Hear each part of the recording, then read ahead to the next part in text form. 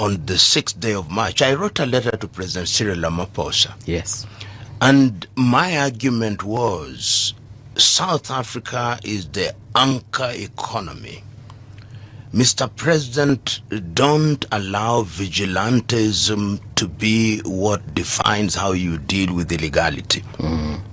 It is true that every country wants to document all visitors who are in their country. But you don't allow half-naked individuals to be running around the streets of Durban or Johannesburg, moving from shop to shop, trying to determine who is documented or who is not documented. And you don't allow them, particularly when you know that they are using derogatory terms. Makwere kwere habane. They are telling Africans, leave. When I wrote that letter, I received several letters from South Africans. Okay. Some of them were very angry with me, and I responded to each one of them with history. Some of them then apologized. I told them, you cannot be in a position where you are telling everybody to go, and some of you are saying documented, some of you are saying all must go, and you are creating an environment where you instill fear in everybody. You are looting shops and all these. And none of the South African leading politicians, I listened to them, they were trying to justify the unjustifiable. And their claim is that fellow Africans are taking away jobs from them. A complete lie. Fellow Africans are creating jobs for them. If you've gone to South Africa, see individuals from Somalia, from Ethiopia, from Nigeria, from Ghana, from Kenya. They are the ones who are creating jobs where there were no opportunities, or there appear to be no opportunity. They saw them and they are creating jobs. So even if they were not documented, I would regularize them because they are adding value to the economy. True. But because, and permit me to say this very painfully, black South Africans are suffering from what is called the Stockholm Syndrome. They love their tormentors who are white. That is why it is not even xenophobia. A friend of me corrected me. It is Afrophobia. Okay. It is Africans that they do not want. It is the whites who still control over 70% of their land. It is the whites who run an enclave called Orania, where blacks are not allowed. I know of Orania. So when you look at it and you see even the very cagey responses by Matamela Cyril Ramaphosa, it is only after 1 month that he's now coming up and making an address, trying to be as diplomatic as you can be. But you can see in his heart of hearts that he is with the men and women in the streets. Because these individuals, through their utterances, have led others to commit murder. 5 Mozambicans dead. They have led others to lose their property. The Ghanaians have taken away or repatriated nearly 300 of them. The Nigerians are saying, and then they are saying that their fellow Africans are criminals.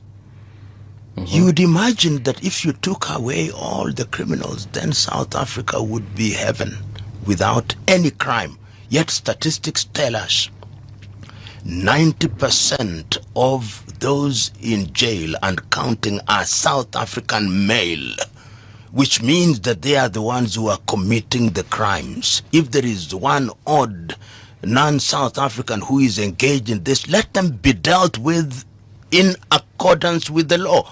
And my good friend Julius Selo Malema said something with which I agree. Yes. They have started going for the foreigners. When they are done with the foreigners, they'll now turn on Veda, on Venda, Pedi, and Songa, giving meaning to that famous aphorism, if you remember, City by Martin Niemola. First they came for the Jews. And I said nothing because I was not a Jew. They came for the communists. Then they came for me. And I hope that the administration of Cyril Matamela will do something about it. This idea that they are sending envoys is a scatterbrain. We must call it by its proper name. Don't they have ambassadors in Kenya? Has the Kenyan ambassador, South African ambassador to Kenya spoken about it? and the ambassadors everywhere, have they spoken about and against it? And we must remember, during the struggle against apartheid, statistics tell me that anything between 40,000 and 60,000 South Africans were in exile. Yes. In Mozambique, in Tanzania, in Zambia, in Kenya. I remember living next to a South African family in Jericho, and they never left. As I speak to you now, it is estimated that nearly 1 million South Africans live outside of South Africa. Okay. Acceptable. So when one sees what is happening, this Afrophobia, where they are telling us, go and repair your country, and I think some of them have never traveled. And they must imagine that in Africa we live on trees, jumping from branch to branch. Okay. Perhaps some of them, we should give them a free tour of Africa, including Nairobi and Dar es Salaam and other places and Abuja, so that they are able to see that we cannot in good nature talk about African integration when we are not working together. And lastly, yes, they lose out. How many people have been taking their children in high school to South Africa? South African universities, tourism. I can tell you in the next 2 months, the South African tourism will be hit and hit hard. Those who are taking their children to university in those places will withdraw their children, and they are going to regret it. Yeah. But we ought not to do what they are doing. My view, we should not expel them. We should not mistreat them. What we should do is, at their moment of hate, we should show them love. Then they'll be disarmed. Then they'll know that they are in the wrong, hopefully. And then I hope to see that the leaders of these gangs should be arrested and prosecuted. It is only then that I'll know the South African administration is serious about this thing. The question of sensitivity must also be wedded with the question of government responsibility. It is the duty of government to ring fence certain areas from the get-go. I get into South Africa, the government from the get-go would say, these areas of business are reserved for the locals. Yes. And if they are not reserved for the locals, then they can be in partnership with a foreigner up to this percentage.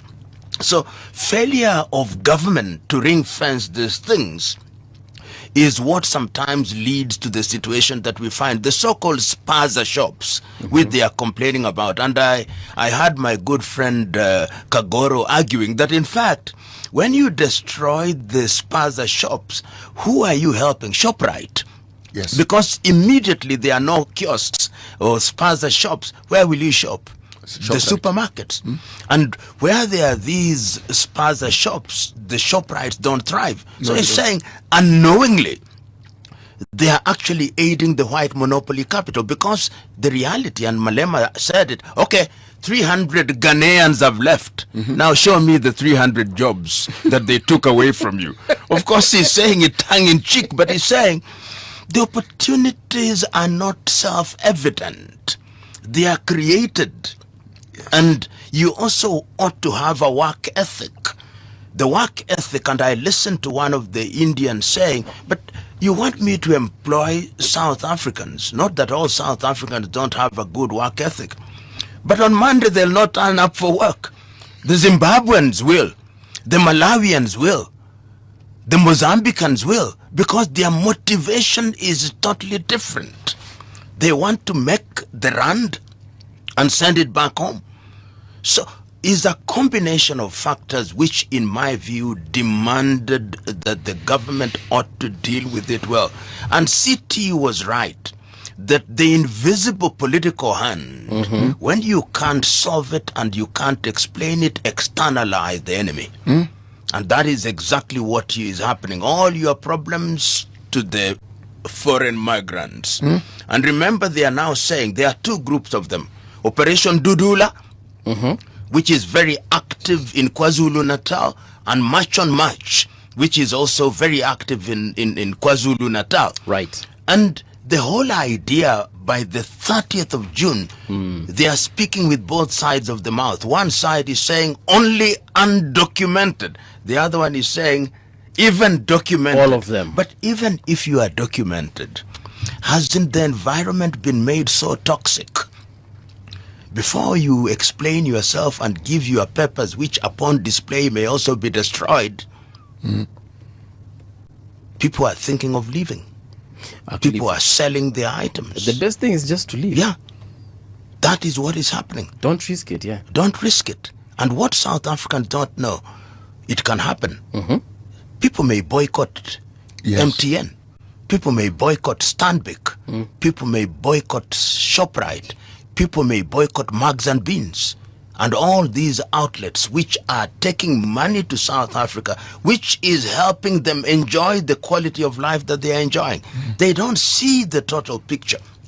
They only see it from a very narrow, myopic perspective.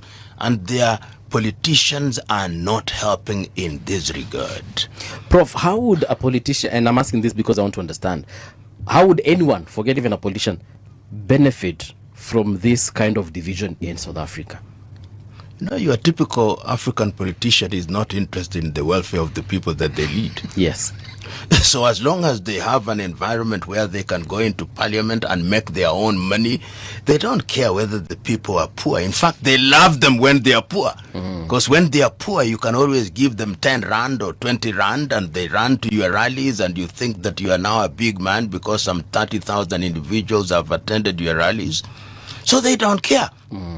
In countries where politicians care about their people, the language is totally different. The language is, if they are undocumented individuals, we give you a 30-day moratorium, regularize. But that is not the language that we are hearing in South Africa. The language is, leave, you are taking away our jobs. Even a driver is saying a doctor is taking their job. Leadership is about clarity. Yeah. Yeah. You know, let me be a little blunt, CT. Yes. You know, there is something that I've admired about the Agikuyu in Kenya. Yes. They see opportunities where you don't see them. Yes. The Somalis. Yes. Who today, when I want to transfer money Yes. from Dubai, Yes.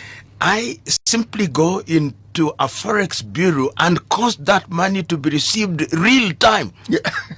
So what should we emulate? We should now emulate them and say, how do we make sure that this thing is mainstreamed? Yes. And if there are certain weak communities, particularly even if you are to talk about Kenya, for example, then we say there are certain businesses that we'll reserve for the locals. Yes. Because this is an area they are weak, therefore this is affirmative action of an economic kind. Yes. But the others, you teach them. Yes. They learn. Then in the next 15 years, they'll be as good as you are.